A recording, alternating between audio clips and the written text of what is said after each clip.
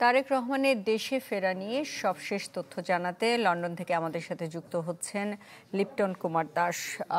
Lipton, Tarique রহমানের আসা না আসা, তার ফেসবুক স্ট্যাটাস সবকিছু মিলে একটা অজানা ধোঁয়াশা পরিস্থিতি। আপনার কাছে কি তথ্য আছে?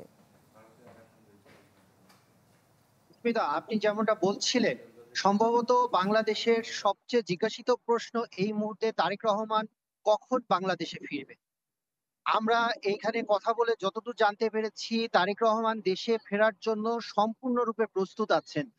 বিষয়টি আমি আরেকটু পরে খোলাসা করছি, তার আগে বলে নিই, গতকাল দুপুর থেকেই, লন্ডন সময় দুপুর থেকেই কিন্তু ফেসবুক বা সামাজিক মাধ্যমে আলোচনা সমালোচনা ছিল কেন তারেক রহমান বাংলাদেশে ফিরছেন না, কখন ফিরবেন। আমি আপনাকে বলি, তারেক রহমান এরই মধ্যে যে ফেসবুক পোস্টটি দিয়েছেন সেটি ছিল লন্ডন সময় ৩টা থেকে ৩:৩০টার মধ্যে, রাত ৩টা থেকে ৩:৩০টার মধ্যে। অতএব আপনি বুঝতে পারছেন, মায়ের কাছে যাওয়ার জন্য তিনি রাত জেগে আছেন, দীর্ঘ প্রতীক্ষায় আছেন। তার শেষ ফেসবুক স্ট্যাটাসেও তিনি সেটি উল্লেখ করেছেন, দীর্ঘ ১৭ বছরের প্রতীক্ষার অবসান চান তিনি। কিন্তু তিনি এটিও উল্লেখ করেছেন রাজনৈতিক বাস্তবতার কথা। আর এই তার দেশে ফেরার সিদ্ধান্ত তার একার নয়।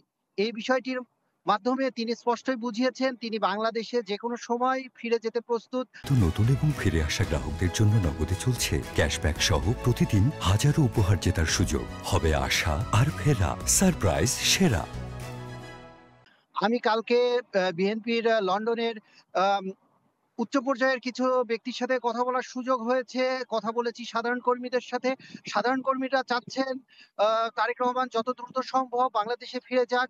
আর যারা উচ্চ পর্যায়ের আছেন তারা বলছেন তারেক রহমানের সব ধরনের প্রস্তুতি সম্পন্ন। কেউ এমনও বলছেন ওরা টিকেটও রেডি আছেন। শুধু রাজনৈতিক যে বাস্তবতার কথা বলা হচ্ছে, একক সিদ্ধান্ত নেওয়ার ক্ষমতা এখন তার হাতে নেই, বা একটা রাজনৈতিক সমঝোতা বা যে ভাষাই বলুন সেটার চেষ্টা করা হচ্ছে। এই সমাধানটা হয়ে গেলেই দ্রুতই তিনি দেশে ফিরে যাবেন।